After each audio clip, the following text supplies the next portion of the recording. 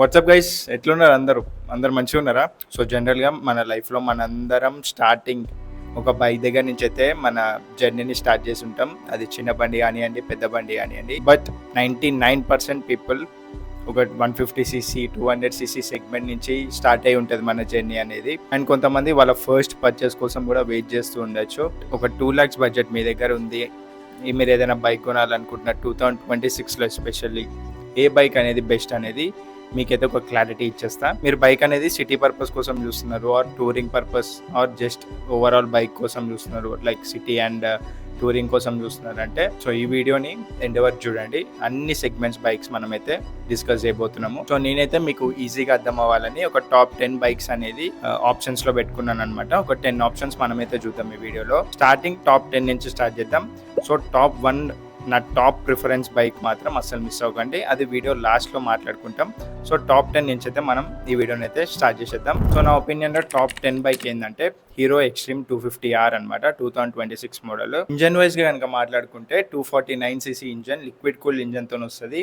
Power వచ్చేసరికి 30 PS power ఉంటుంది and 25 Nm of torque ఉంటుంది అనమాట దీంట్లో. అండ్ మైలేజ్ పరంగా చూసుకున్నా కానీ మనం ఈజీగా 35 to 40 ఎక్స్పెక్ట్ చేయొచ్చు ఈ బైక్ నుంచి. అండ్ ప్రైస్ విషయానికి వచ్చేస్తే సో 1.9 lakh నుంచి అయితే ఆన్ రోడ్ స్టార్ట్ అవుతుంది. ఆల్మోస్ట్ ఒక 2 lakhs లోపలనే మనకి బైక్ అనేది వచ్చేస్తుంది అనమాట. దీంట్లో అడ్వాంటేజెస్ ఏంటంటే మనకి అప్ సైడ్ డౌన్ ఫోక్స్ అనేది వస్తుంది అనమాట ఆ బడ్జెట్ రేంజ్ లో. And excellent acceleration, almost 30 PS power వస్తుంది అండ్ 25 Nm ఆఫ్ టార్క్. అంటే ఆ సెగ్మెంట్లో అయితే క్రేజీ యాక్సిలరేషన్ మనమైతే చూడొచ్చు ఈ బైక్ నుంచి. అండ్ ఓవరాల్ బైక్ కూడా మనకి అగ్రెసివ్ స్టైలింగ్తో వస్తుంది.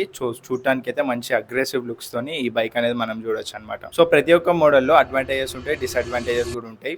సో దీంట్లో డిసడ్వాంటేజెస్ నేను ఫీల్ అయింది ఏంటంటే ఇంకా కొత్త మోడల్ కాబట్టి లాంగ్ టర్మ్ రిలయబిలిటీ ఎట్లుంటుందో మనకైతే తెలియదు. సో కస్టమర్స్ దగ్గర నుంచి హీరో వాళ్ళ సర్వీస్ కొంచెం అటు ఇటు ఉంటుందని అంటారు. సో వాళ్ళు అది కూడా ఇంప్రూవ్ చేసుకోవాలి.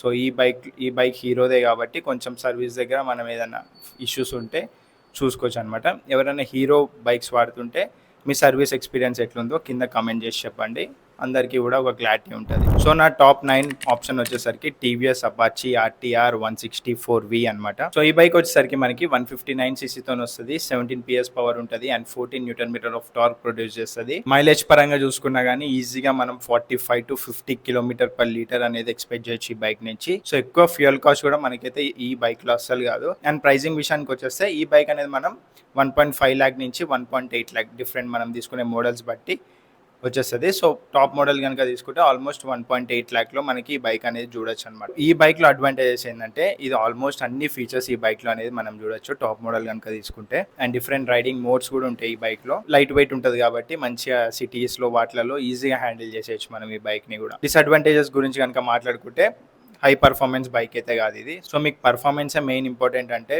ఈ బైక్ అనేది నాకు తెలిసి సెట్ కాదు. అండ్ లాంగ్ టూరింగ్ ఎవరైనా చేయాలనుకుంటే ఈ బైక్ మీద, ఇదైతే లాంగ్ టూరింగ్ చేసే బైక్ అయితే కాదు.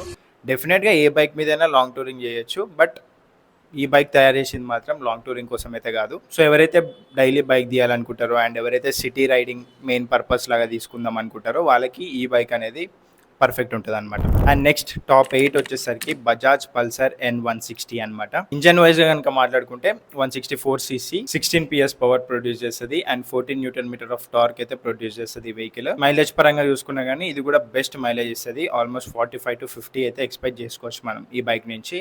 అండ్ ప్రైసింగ్ కూడా మంచి అఫోర్డబుల్ కేటగిరీలోకి వస్తుంది. సో అప్రాక్స్ 1.5 lakh నుంచి 1.8 lakh లోపలనే ఈ బైక్ అనేది మనం చూడొచ్చు అనమాట. సో దీంట్లో అడ్వాంటేజెస్ వచ్చేసరికి మనకి ఆ ప్రైస్ పాయింట్లోనే డ్యూయల్ ఛానల్ ABS అనేది ఇస్తున్నారు వీళ్ళు.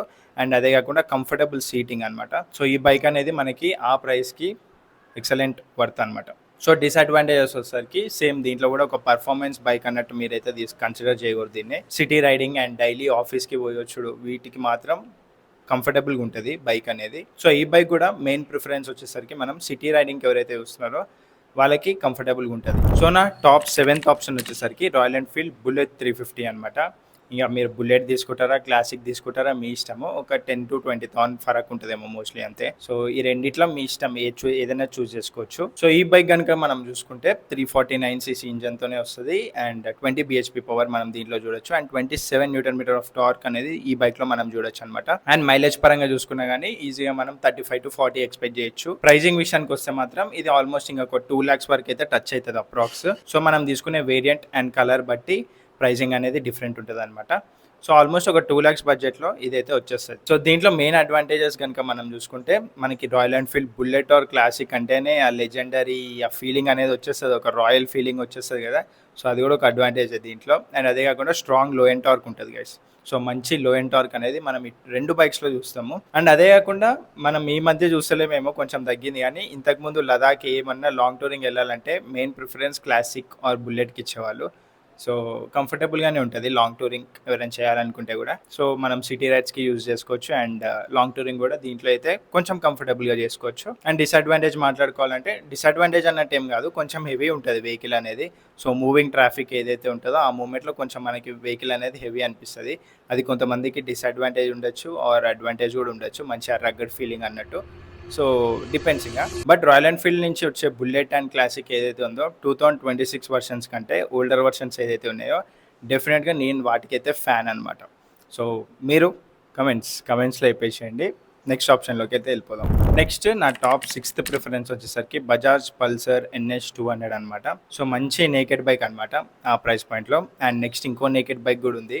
వచ్చే ఆప్షన్స్‌లో మాట్లాడుకుందాం మనం. సో ఇప్పటికైతే బజాజ్ NS 200 ఇంజన్ వచ్చేసరికి 199 సీసీతో వస్తుంది. అండ్ పవర్ విషయానికి వచ్చేస్తే 24 PS పవర్ ఉంటుంది. And 18 newton metre of torque అయితే ఈ బైక్ అనేది ప్రొడ్యూస్ చేస్తుంది అనమాట. సో మైలేజ్ కూడా మనం 35 to 40 అనేది ఈ బైక్ నుంచి ఎక్స్పెక్ట్ చేయొచ్చు. సో ప్రైజింగ్ విషయానికి వస్తే కూడా 1.9 lakh నుంచి 2 lakhs అప్రాక్స్ ఈ ప్రైస్ లోనే NS 200 కూడా వచ్చేస్తుంది మనకి. ఏదైతే ముందు ఆప్షన్స్ మనం మాట్లాడుకున్నామో వాటికంటే దీంట్లో నెక్స్ట్ స్టెప్ ఉంటుంది అనమాట పర్ఫార్మెన్స్ విషయంలో. అండ్ అదే కాకుండా హ్యాండిలింగ్ విషయంలో కూడా ఇంకా బెటర్ ఉంటుంది అనమాట ఆ బైక్స్తో కంపేర్ చేస్తే. అండ్ డిసడ్వాంటేజెస్ వచ్చేసరికి ఒక సర్టెన్ స్పీడ్స్ తర్వాత మనం వైబ్రేషన్స్ అనేది ఫీల్ అవుతాం అనమాట. అండ్ అదే కాకుండా ఇంజన్ రిఫైన్మెంట్లో యమహా బైక్స్ ఏవైతే ఉన్నాయో ఇదే సెగ్మెంట్లో వాటికంటే కొంచెం తక్కువ అని చెప్తాను నేనైతే. సో దీనికంటే కొంచెం యమహా బైక్స్ ఇంకా ఇంజన్ రిఫైన్మెంట్ వైజ్గా చాలా బాగుంటాయి అనమాట. అండ్ ఫిఫ్త్ ఆప్షన్ వచ్చేసరికి హీరో ఎక్స్పల్స్ 200 4V అనమాట. ఇంజన్ వైజ్గా వచ్చేసరికి 199 సీసీతో వస్తుంది. అండ్ 19 PS పవర్ అయితే ఈ బైక్ ప్రొడ్యూస్ చేస్తుంది. And 17 newton metre of torque అయితే ప్రొడ్యూస్ చేస్తుంది అనమాట. సో మైలేజ్ పరంగా చూసుకున్నా కానీ ఒక 35 to 40 అనేది ఎక్స్పెక్ట్ చేయొచ్చు ఈజీగా. అండ్ మంచిగా రైడ్ చేస్తే 45 కూడా ఎక్స్పెక్ట్ చేయొచ్చు. ఒక అడ్వెంచర్ బైక్కి ఈ మైలేజ్ వస్తుందంటే నెక్స్ట్ లెవెల్ అనమాట. అండ్ ప్రైసింగ్ చూసుకున్నా కానీ 1.9 lakh నుంచి 2 lakhs ఒక 10,000 అటు ఇటు అనుకోండి. అప్రాక్స్ ఈ ప్రైస్ రేంజ్లోనే ఈ బైక్ అనేది మనకు వచ్చేస్తుంది అనమాట.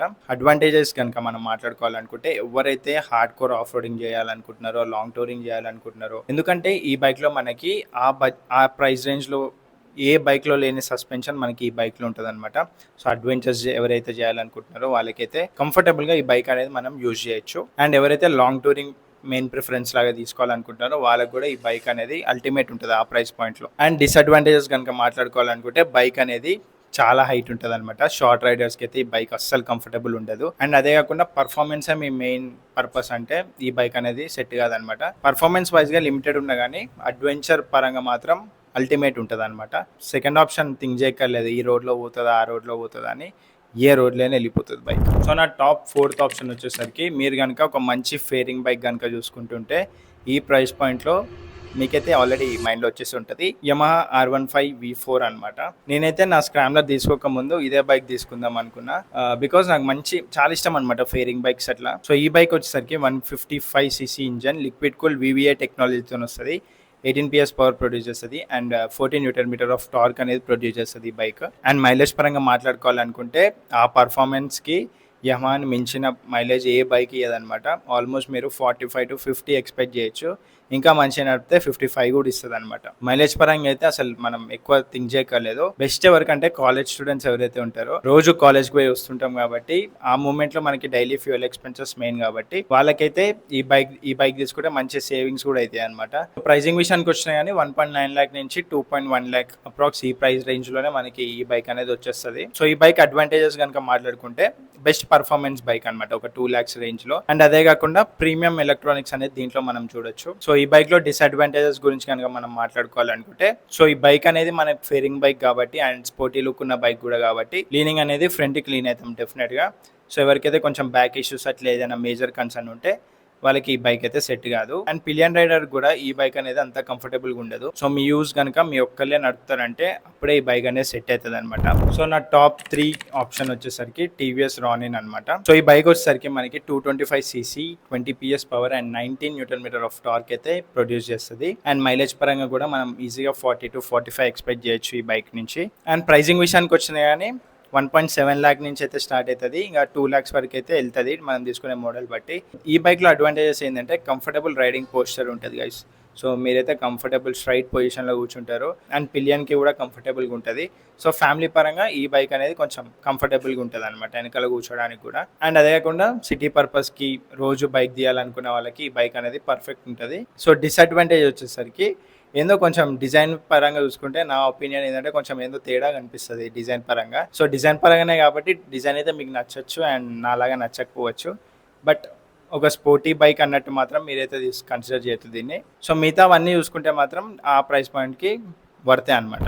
అండ్ నెక్స్ట్ నా టాప్ 2 ప్రిఫరెన్స్కి వచ్చేద్దాం. యమహా MT అనమాట. సో ఇది కూడా సేమ్ మనం R15 ఇంజన్తోనే చూస్తాము, same 155cc liquid cool VVA technology. But riding posture అయితే మొత్తం మారిపోతుంది, ఎందుకంటే ఇది ఫేరింగ్ బైక్, ఇదేమో మొత్తం నేకెడ్ బైక్ అనమాట. సో మీరు రైడింగ్ పోస్చర్ కనుక చూసుకుంటే కొంచెం కంఫర్టబుల్ ఉంటుంది. సో కంఫర్టబుల్ గా ఉండడం మీ ప్రియారిటీ అయితే MT అనేది కన్సిడర్ చేయొచ్చు మీరు. అండ్ దీంట్లో కూడా సేమ్ మైలేజ్ మనం ఎక్స్పెక్ట్ చేయొచ్చు, ఆల్మోస్ట్ 45 to 50 or 55 వరకు అయితే ఎక్స్పెక్ట్ చేయొచ్చు. అండ్ ప్రైసింగ్ వరకు వచ్చినా కానీ సేమ్ ఆల్మోస్ట్ R15 కంటే ఒక 5,000 to 6,000 డిఫరెన్స్ ఉంటుందేమో అంతే. సో ఇది కూడా 1.9 నుంచి 2.1 lakh అనుకోండి అప్రాక్స్ అటు ఇటుగా.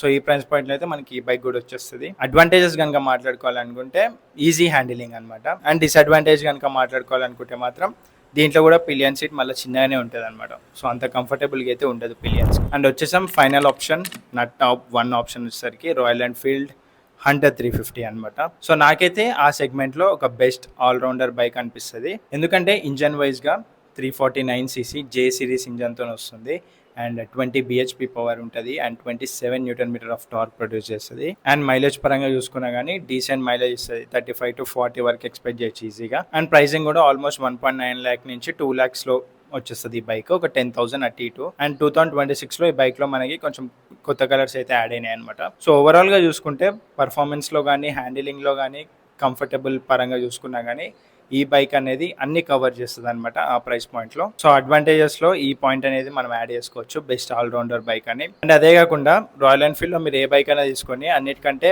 మోస్ట్ ఈజీ అండ్ కంఫర్టబుల్ ఉన్న బైక్ హంటర్ 350 అనమాట. అండ్ డిసడ్వాంటేజెస్ గురించి మాట్లాడుకోవాలనుకుంటే కొంచెం సస్పెన్షన్ కొంచెం అటు ఇటు అనిపిస్తుంది నాకు, అంత పర్ఫెక్ట్ అనిపించదు, చాలా స్టిఫ్ ఉంటుంది సస్పెన్షన్ ఎస్పెషల్లీ వెనకాల. సో సస్పెన్షన్ వైజ్గా కొంచెం అటు ఇటు ఉన్నా కానీ బెస్ట్ ఆల్రౌండర్ బైక్ అనమాట ఈ సెగ్మెంట్ అండ్ ఈ ప్రైస్ పాయింట్లో వచ్చేసరికి. సో ఇవే అనమాట నా టాప్ 10 ప్రిఫరెన్సెస్. ఒక 2 lakhs బడ్జెట్ నా దగ్గర అనుకుంటే సో నేనైతే ఈ 10 బైక్స్ అనేది కన్సిడర్ చేస్తాను. ఈ 10 బైక్స్లో ఏదో ఒకటి తీసుకుంటా, నా పర్పస్ ఏంటో అని చూసి. సో మెయిన్గా బైక్ ఒకటి తీసుకుంటున్నారంటే మీరు ఫస్ట్ మీ పర్పస్ ఏందో మీరు డిసైడ్ అవ్వాలి, దాన్ని బట్టి మీకు చూస్ చేసుకోవడానికి చాలా ఈజీగా ఉంటుంది అనమాట. సో పర్పస్ అంటే మీరు సిటీ రైడ్కి ఎక్కువ యూజ్ చేస్తారా, లాంగ్ టూర్కి ఎక్కువ యూజ్ చేస్తారా, లైక్ మీకు ఒక అడ్వెంచర్ బైక్ కావాలా, లేకపోతే ఒక పర్ఫార్మెన్స్ బైక్ కావాలా. సో నాకు పర్ఫార్మెన్స్ ఒకటే నా ప్రిఫరెన్స్ అనుకుంటే నేనైతే యమహా R15 చూస్ చేసుకుంటా ఆర్ MT చూస్ చేసుకుంటా, ఈ రెండిట్లో ఏదో ఒకటి చూస్ చేసుకుంటా. ఆర్ అడ్వెంచరే నా మెయిన్ గోల్ అనుకుంటే మీకు ఈ టాప్ 10లో అడ్వెంచర్ బైక్ ఏది ఉందో తెలుసు ఆల్రెడీ, ఎక్స్పల్స్ అనమాట. ఎక్స్పల్స్ కళ్ళు మూసుకొని ఎక్స్పల్స్లోకి వెళ్ళిపోతా, అడ్వెంచరే నా మెయిన్ ప్రియారిటీ, లాంగ్ టూరింగే నా మెయిన్ ప్రయారిటీ. అంటే అన్నీ కలిసి ఒకటే బైక్లు ఉండాలంటే అంటారనమాట. సో అంతే గైస్, ఈ వీడియో 2 lakhs బడ్జెట్లో చేసినాము. నెక్స్ట్ ఇంకా ఏదైనా బడ్జెట్ పెంచుదాము, ఒక 1 lakh పెంచి 3 lakhs బడ్జెట్లో వేద్దామా, కమెంట్స్లో చెప్పండి. సో నెక్స్ట్ వీడియో అయితే అది చేయడానికి ట్రై చేస్తాను. అండ్ అదే కాకుండా మన ఛానల్కి ఇంకెవరు సబ్స్క్రైబ్ చేసుకోకపోతే, కొత్త వాళ్ళు ఎవరైనా చూస్తుంటే డెఫినెట్గా సబ్స్క్రైబ్ బటన్ కొట్టేసేయండి. అండ్ ఈ వీడియోకి లైక్ అండ్ హైప్ అనే ఆప్షన్ ఏదైనా ఉంటే హైప్ అనే ఆప్షన్ కూడా కొట్టేసేయండి. So see in the next video guys, bye.